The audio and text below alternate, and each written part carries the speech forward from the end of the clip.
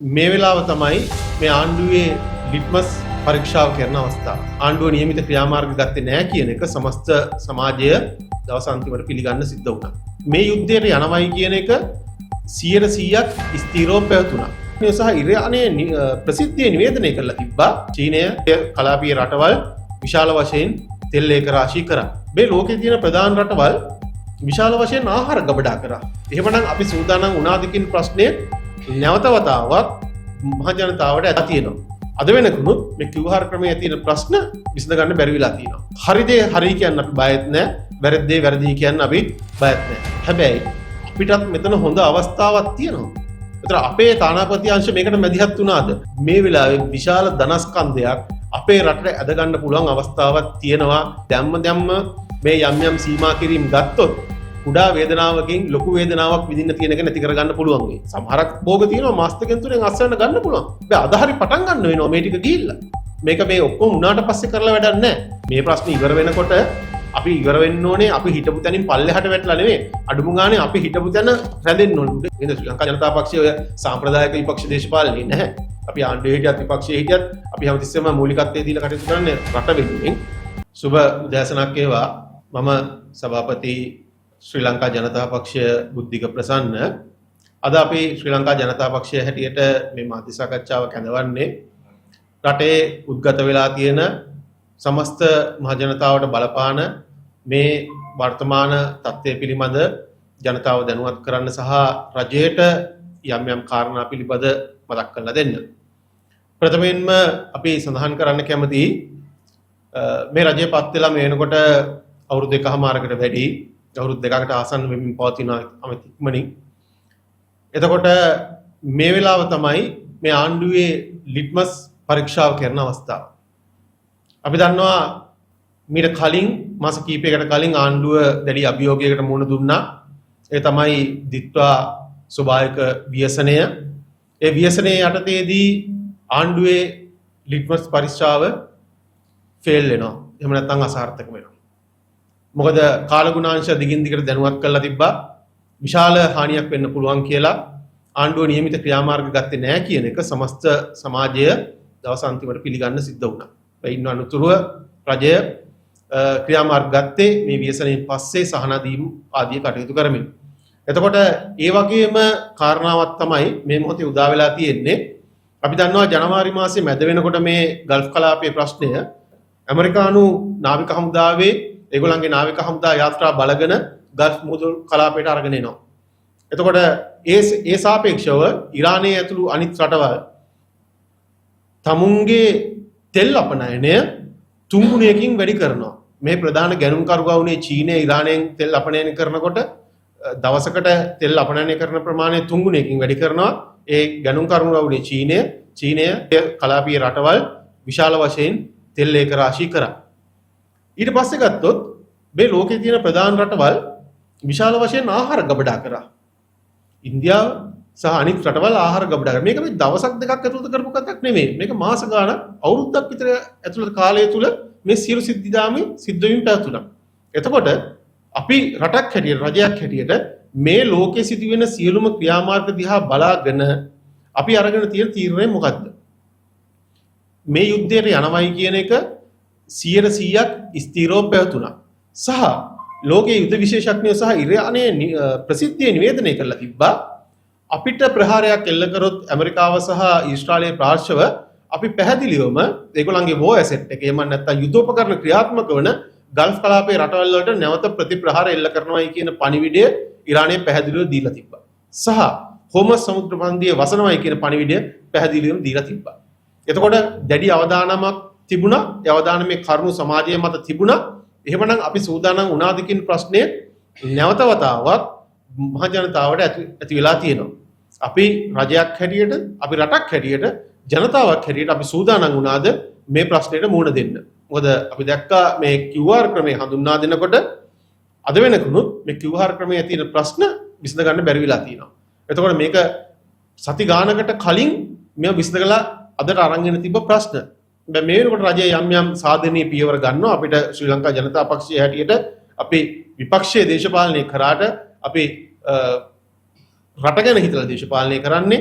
ඒකින්ද රජය කරන හැම එකම වැරදි කියන්නේත් නැහැ. රජය කරන හැම එකම හරි කියන්නේ යන්නේත් නැහැ. හැබැයි හරි දේ හරි කියන්න අපි බයත් නැහැ. වැරදි දේ වැරදි කියන්න අපි බයත් නැහැ. ඒකින්ද රජය යම් ක්‍රියාමාර්ග අරගෙන තියෙනවා. ඒකෙල්ලම අපි රජයට ස්තුතිවන්ත වෙනවා. ඒවා සාධනීයයි. විශේෂයෙන්ම බදාත් දවස නිවාඩු දීලා තියෙනවා. ඒදිත් අපි කැමතියි තව කාරණාවක් මතක් කරන්න. මේ බදාත් දවස නිවාඩු දෙනකොට එතකොට අපි දන්නවා රාජ්‍ය සේවයේ ඇතුළු ඒ අත්‍යවශ්‍ය සේවා වලට නිවාඩුවක් දීලා තියෙනවා. එතකොට හැබැයි මේ පෞද්ගලික අංශය මේ දවස් 5ම 6ම වැඩ කරනවා. එතකොට රටක ධනෙ උත්පාදනය කරන්න ප්‍රධාන වශයෙන් රාජ්‍ය පෞද්ගලික අංශය. එතකොට මේ ධනෙ කළමනාකරණය කරන්න තමයි මේ රාජ්‍ය අංශයේ මේ ආයතන සියල්ල ක්‍රියාත්මක වෙන්නේ. එතකොට එහෙමනම් පෞද්ගලික අංශයේ ධනෙ නිෂ්පාදනය කරනකොට රටක ඒකට අවශ්‍ය කරන පහසුකම් සපයන්න අනිත් රාජ්‍ය අංශ ක්‍රියාත්මක වෙන්න ඕනේ. නැත්තම් මේක තනිකර පෞද්ගලික අංශයෙන් විතර ක්‍රියාත්මක වෙන්නේ නැහැ. ඒකින්ද මේ වෙනකොට දැනට එක දිනයක් නිවාඩු දීලා තියෙනවා. ඉදිරියේදී තව නිවාඩු දින ගන්න වැඩි කරන්න වෙයි. එහෙම කරන්න වෙනවා නම් අපි රටක් හැටියට නැගිටින්න ඕනේ. අපි යෝජනා කරනවා. එහෙමනම් වැඩ කරන දිනවල කාල වේලාව දික් කරන්න ඕනේ. වැඩ කරන කාල වේලාව පැය 8 නෙවෙයි පැය 9ක් 10කට එන්න ඕනේ. මොකද මේක රටක් හැටියට තියෙන බල මේක අනුර කුමාර ජනාධිපතිතුමාගේ ප්‍රශ්නයක් නෙවෙයි. මේක කැබිනට් එකේ ප්‍රශ්නයක් නෙවෙයි. මේක රාජ්‍ය ප්‍රශ්නයක් නෙවෙයි. මේක ලෝකයේ ප්‍රශ්නයක්, රටක ප්‍රශ්නයක්. ඒකින්ද අපිට සිද්ධ වෙනවා මිනිස්සු හැටියට හිතලා ජනතාව හැටියට හිතලා එhmenan වැඩ කරන කාලය වැඩි කරන්න. මොකද සමාජයේ කොටසක් එහෙම නිවාඩු ගත්තට කොටසකට එහෙම නිවාඩු ගන්න බෑ. සමස්ත කොටස් සම විශාල ශ්‍රේෂ්ඨ ප්‍රමාණයක් ඉන්නවා දිගින් දිගට මේ මිනිස්සුන්ට වැඩ කරන්න සිද්ධ වෙලා තියෙනවා. ඒකින්ද ඒ පිළිබඳව රජයට සිද්ධ වෙයි ඉදිරියේදී ක්‍රියාත්මක ගන්න. ඒතර මේ ක්‍රයිසිස් එකකට අපි මුහුණ දීලා තියෙනවා. ක්‍රයිසිස් මැනේජ්මන්ට් එක කරන්න වෙලා තියෙනවා. අපි රජයට මතක් කරනවා ජනප්‍රිය තීන්දුව වලින් ක්‍රයිසිස් මැනේජ්මන්ට් කරන්න බෑ. මොකද මේ ජනප්‍රිය තීන්දුව වලින් ක්‍රයිසිස් මැනේජ්මන්ට් කරන්න ගිහිල්ලා අසාර්ථක වෙච්ච අපේ රටේ පාලකයෙක් තමයි ගෝඨාභය රාජපක්ෂ මහත්මයා. එතුමා උදේ හවස තීන්දුව ගත්තේ මුහුණ පොත එහෙම නැත්නම් Facebook එක දිහා බලාගෙන. මොකද Facebook එකේ කට්ටිය හොෝගන මෙසේජ් දානකොට රන් රට වහමු කියලා පැයක් දෙකක් ඇතුළත රට වහනවා. දැන් අරිමු කියනකොට අරිනවා. හැබැයි අවසාන ප්‍රතිඵලය මොකක්ද උනේ? මාස දෙකක් තුනක් කොහොම කාලය ගත කරාට ඊට පස්සේ අවුරුද්දක් විතර යනකොට රට සම්පූර්ණයෙන්ම බංකොලොත් භාවයට කඩා වැටෙන්න ප්‍රධාන හේතුවක් වුණා ඒ කාරණාව. ඉතින් අපි කතා කරේ දැනට ඇති වෙලා තියෙන තත්ත්වය. එහෙමනම් මේ ඇති වෙලා තියෙන විපත අපි කොහොමද රටක් හැටියට අපි මේ යුද්ධයට පැටලිච්ච නැති රටක් හැටියට කොහොමද අපේ වාසි සහගත ආකාරයට යොදාගන්නේ? මේ වෙලාවේ රජය අවධානය යොමු කර යුතු ප්‍රධානම තැන එතන තමයි තියෙන්නේ. අපි දන්නවා මීට දින කිහිපයකට කලින් ලෝකයේ ප්‍රධානම ආයතනයක් කරන බ්ලූම්බර්ග් ආයතනය කිව්වා ඒගොල්ලන්ගේ ගල්ෆ් කලාපයේ තියෙන සියලුම කාර්යාල වෙනත් රටවල් වලට తాවකාලිකව මාරු කරගන්න කියලා. ඒතර අපි දකිනවා මේ වෙනකොට ඒගොල්ලන්ගේ ප්‍රධාන ජනප්‍රියම ඩෙස්ටිනේෂන් දෙක වෙලා තියෙන්නේ සිංගප්පූරුවයි හොංකොංයි. හැබැයි අපිටත් මෙතන හොඳ අවස්ථාවක් තියෙනවා. ඒතර අපේ තානාපති අංශ මේකට මැදිහත් වුණාද? අපේ ව්‍යාපාරික අංශ මේකට මැදිහත් වුණාද? රාජ්‍ය මැදිහත් වීම මොකද්ද? පෞද්ගලික අංශයේ මැදිහත් වීම මොකද්ද? ඒකට නායකත්වයක් ලැබුණාද? මේ කාරණාව අතිශය හිතන්න ඕනේ. මොකද අපි දන්නවා ඔය ගල්ෆ් රටවල් වල ඉන්න දැඩි විශාල මුදල් හිමි අය නෙවෙයි මධ්‍යම පාන්තිකයටත් ඩොලර් ලක්ෂ 2ක් 3ක් වියදම් කරන එක මහලු කමාරු වැඩක් නෙවෙයි. මොකද මේ වෙලාවේ වුන් ජීවත් වෙන්නේ මරණ බියත් එක්ක. හරි.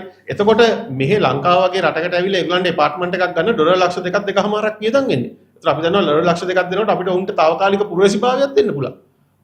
මේ වෙලාවේ විශාල ධනස්කන්ධයක් අපේ රටට ඇද ගන්න පුළුවන් අවස්ථාවක් තියෙනවා. මේ අවස්ථාව අපි නියමාකාරයෙන් කළමනාකරණය කරොත්.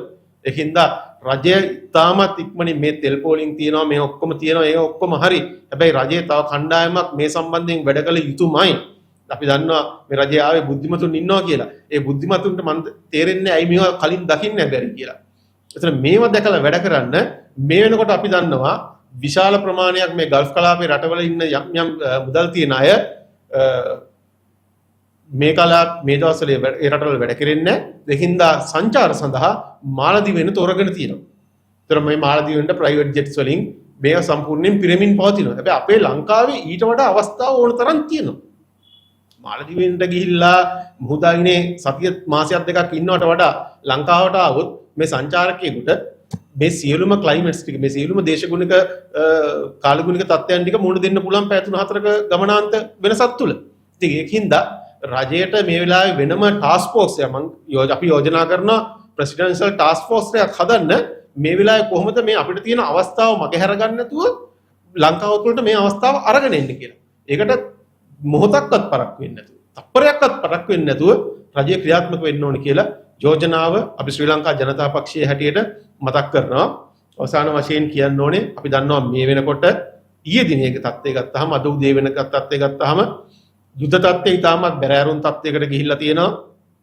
මේ වෙනකොට ඉරානය විසින් ගල්ෆ් කලාපයේ තෙල් නිල් ස්වභාවික වායු බලාගාර වලට පහර දීම ආරම්භ කළා තියෙනවා. ඒකම ලෝකයේ තුල දැවැන්ත ඉන්ධන අර්බුදයක ලකුණු දැන් පහළ වෙමින් එනවා. එහෙම වුණොත් මං හිතන්නේ ඉස්සරහට රජයට සිද්ධ වෙයි ලංකාවේ පුද්ගලික අංශයට මේ ලබා දෙන සියලුම ඉන්ධන නවත්තන්න. එතකොට එහෙම නැත්නම් අපිට දැන් ගල්ලංගුරු ප්‍රශ්නෙත් එක්ක විදුලිය බල සඳහා පාවිච්චි කරන තාප බලාගාර වලට ගැටලු මතුවේ. ඒකින්ද මේක අර අස්සය ගියාට පස්සේ ස්ථාලයේ වහන්න නැතුව එහෙම අවස්ථාවක් තියෙනවා නම් දැම්ම මේ යම් සීමා කිරීම ගත්තොත් කුඩා වේදනාවකින් ලොකු වේදනාවක් විඳින්න තියෙන එක නැති කරගන්න පුළුවන් වෙයි.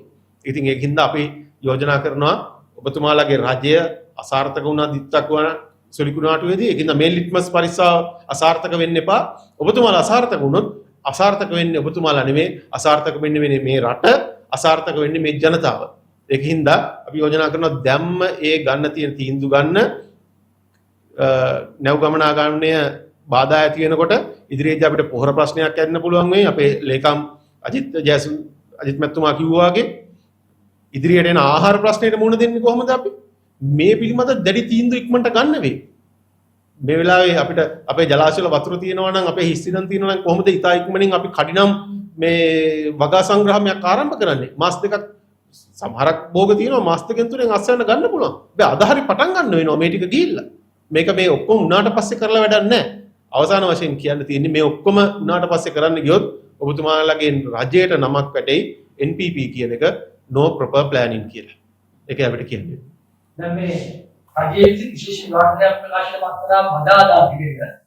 දැන් මේ වෙනකොට අවතර වැඩ කරන්න අවශ්‍ය නැහැ. මේ කාර්යකාරී කාලය අවතර ආවරණය කරන්න ඔබලා තීමනා කියලා සිදුව ඇතම් මේ පිළිවෙල ඔබේ පක්ෂේ මදාදා. අපේ පක්ෂයේ අදහස මේ වෙලාවේ අපි රටක් හැටියට තමයි අභියෝගයකට මුහුණ දීලා තියෙන්නේ. මම කලින් කිව්වා වගේ මේක මේ අනුර කුමාර ජනාධිපතිවරයාගේවත් රජයේවත් කැබිනට් මණ්ඩලයේවත් ප්‍රශ්නයක් නෙමෙයි. මේක ලෝක සමස්ත ලෝකෙටම බලපාන තියෙන ප්‍රශ්නයක්. එතකොට අපි මේ රටක් හැටියට ප්‍රශ්නෙට මුහුණ දුන්නාම අපි කොහොමද රටක් හැටියට මේ ප්‍රශ්නෙන් එළියට එන්නේ? ඉතින් ඒකින්ද අපි යෝජනා කරන්නේ අපි කලින් යෝජනා කරා මේ වෙලාවේ බදාද නිවාඩු ගන්නවා නම් අනිවාර්යයෙන්ම වැඩ කරන දවස්වල කාලය දීර්ඝ කළ යුතුම තමයි. නැත්තම් අපිට රටක් හැටියට ඉස්සරහට එන්න බෑ. මේ ප්‍රශ්නේ ඉවර වෙනකොට අපි ඉවර වෙන්න ඕනේ අපි හිටපු තැනින් පල්ලෙහාට වැටලා නෙවෙයි අඩුම ගානේ අපි හිටපු තැන රැඳෙන්න ඕනේ. ඉස්සරහට යන්න බැරි නම් අපි හිටපු තැනටවත් රැඳෙන්න මේ ප්‍රශ්නේ ඉවර කරගත්තොත් තමයි ඒක සාර්ථක කළමනාකරණයක් වෙන්නේ. ඒක රජයට තනියෙන් කරන්න පුළුවන් එකක් නෙවෙයි. ඒකට අනිවාර්යයෙන්ම සේවකයන්ගේ සහයෝගය ඕනේ. අනිත් ඔබතුමා අහපු විදියට දැන් ඔය සමහරක් අය නිල්ලන්නේ. ඒතකොට මේ රටේ පෞද්ගලික අංශය වැඩ කරනවානේ ඔය බදාත් දවසෙත්. එතකොට මොකක්ද ඒකට තියෙන සාධාරණේ? මේ රටේ වෛද්‍යවරු වැඩ කරනවානේ ඒකට. එතකොට තියෙන සාධාරණේ මොකක්ද?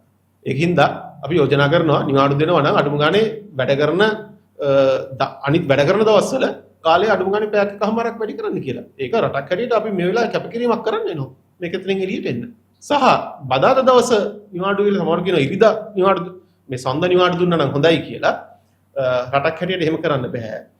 රටක් හැටියට මොකද අපි රටක් හැටියට තනියෙන් නෙවෙයි ජීවත් වෙන්නේ. අපේ බැංකු පද්ධතිය අපි ක්‍රියාත්මක වෙන්න ඕනේ. මේක ජාත්‍යන්තරව බැංකු පද්ධතියත් එක්ක ක්‍රියාත්මක වෙනවා. අපේ කස්ටම් එක එහෙම නැත්නම් ආගමන විගණන කස්ටම්ස් එතකොට නාවික ශ්‍රේෂ්ඨය ඒ වගේම එයාපෝට් මේවා ක්‍රියාත්මක වෙන්න ඕනේ. එතකොට මේ එක දිගට දවස් 3ක් නිවාඩුවක් ගියොත් මේ ආයතනවල අපිට බැරි වෙනවා මේක අනිත් රටවල් අනිත් ආයතනයත් එක්ක සම්බන්ධීකරණයක් කරන්න. ඒකින්ද ලෝකේ රටවල් එහෙම එක දිගට දවස් 3 නිවාඩු තියන්නේ නැහැ. ඒකින්ද බදාද නිවාඩු දීම මම හිතන්නේ එහෙම ලොකු අසාර්ථකත්වයක් නැහැ. ඒකේ පොඩි ලොජික් එහෙම නැත්නම් ඒක තාර්කිකයි කියලා අපි හිතනවා. ශ්‍රී ලංකා ජනතා පක්ෂය. ඔය ඉතින් ලංකාවේ අපි දන්නවා බොහෝ අය කතා කරන්නේ එහෙම දැනුමකින් නෙවෙයි. ඒ ශ්‍රේෂ්ඨය පිළිබඳ අවබෝධයකින් නෙවෙයි කතා කරන්නේ. ඒක හින්දානේ රට මෙතනට වැටලා තියෙන්නේ. ඒ වගේම මේ අනවශ්‍යයි. මේ ජනාධිපතිතුමා කිව්ව මේ කර්මාන්ත වලට ඩොලර් වලින් තෙල් සංස්ථ ගේන අවශ්‍ය අවස්ථාව ලබා දෙනවා කියන්නේ. ඒ වගේම තවත් ගොඩාක් කර්මාන්ත ආශයක් තියෙනවා. ඒගොල්ලන්ට තමන්ට අවශ්‍ය තෙල් සංචිත ගවඩා කරගන්නට යම් ක්‍රමයකට හැදින් පිළිවෙල උත්පාදනය කරනවා. ඇත්තටම දැන් අපි ලංකාවේ ආයතන කියලා ගත්තාම මහ පරිමාණ ආයතන තියෙනවා. හැබැයි අපේ මහ පරිමාණ ආයතන තියෙන සීමා සහිත ප්‍රමාණයක්. ඒ හා සාපේක්ෂව අපිට තියෙනවා කුඩා පරිමාණ ආයතන සහ මධ්‍යම පරිමාණ ආයතන. එතකොට මේ තෙල් තමුන්ගේ පුද්ගලික ඩොලර් වලින් ගේන්න පුළුවන් කියන කතාව වෙන්නේ මේ ගමන විතරක් නෙවෙයි. ගිය සැරේ ඔය තිබ්බ මේ ක්‍රයිසිස් එක වෙලාවේ 2022 පස්සේ අපිට ආපු ආර්ථික අභියෝග වෙලාවෙත් ඒ වෙලාවෙත් රජය ඉඩ දීලා තිබ්බා තමුන් විදේශ විනිමයෙන් හම්බ කරනවා නම් තමුන්ට ගෙනල්ලා තෙල් තියාගන්න පුළුවන් කියලා. ඉතින් ඒකේ ගැටලුවක් නැහැ කියන හැටි තමයි දකින්නේ. මොකද ව්‍යාපාර ශාස්ත්‍රය පිළිබඳ අවබෝධයක් තියෙනකොට ඒක ගැටලුවක් නැහැ. හැබැයි අර ඔබතුමා කියපු යෝජනාව ගැන ඒක තාත්වික යෝජනාවක් කියලා අපි හිතනවා. සුළු හා මධ්‍ය පරිමාණ ව්‍යාපාරිකයන්ටත් තමුන්ගේ ව්‍යාපාර ශාස්ත්‍රය පවත්වාගෙන යා යුතුයි. ඔවුන් පවත්වාගෙන යනකොට තමයි එතනින් පල්ලෙහාට මේ රටේ ආර්ථිකය ක්‍රියාත්මක වෙන්නේ. මොකද ඒ හා සම්බන්ධයෙන් වැඩ කරන විශාල සේවක ප්‍රමාණයක් ඉන්නවා. මොකද ඔවුන්ට දවසේ අන්තිමට පඩි හම්බෙන්නේ, සැලරි එක හම්බෙන්නේ, වැටුප් හම්බෙන්නේ මේ ආයතන ක්‍රියාත්මක වුණොත් විතරයි. ඉතින් ඒකින්ද මේ වෙලාවේ මූලිකත්වය දෙන්න වෙනවා පැහැදිලිවම මේ කර්මාන්ත ශාස්ත්‍රයට, අපේ ටුවරිසම් එහෙම නැත්නම් සංචාරක ශාස්ත්‍රයට මේවට මූලිකත්වය දෙන්න වෙයි. ඒකයි මම අර කලින් කිව්වේ සමහරක් වෙලාවට පුද්ගලික වාහන වලට නිකුත් කරන ඉන්ධන ඉදිරියේදී අඩු කරන්න හෝ කප්පාදු කරන්න සිද්ධ වෙයි මේ තත්ත්වය දිගට පැවතුනොත්. කර්මාන්තවලට තමයි තෙල් සංචිනයක් යවති තෙල් ගබඩාවල ගැනීමට පහසුකම් ලබා ඒක අපිට බලන්න වෙන්නේ මේ වර්තමාන මේ වර්තමාන සමාජීය ප්‍රශ්නෙත් එක්ක දිහා බලාගෙන මම දන්නවා දැනට තියෙන නීති අනුව කාටවත් තෙල් ගබඩා කරගන්න බෑ ලංකාවේ තියෙන නීති අනුව.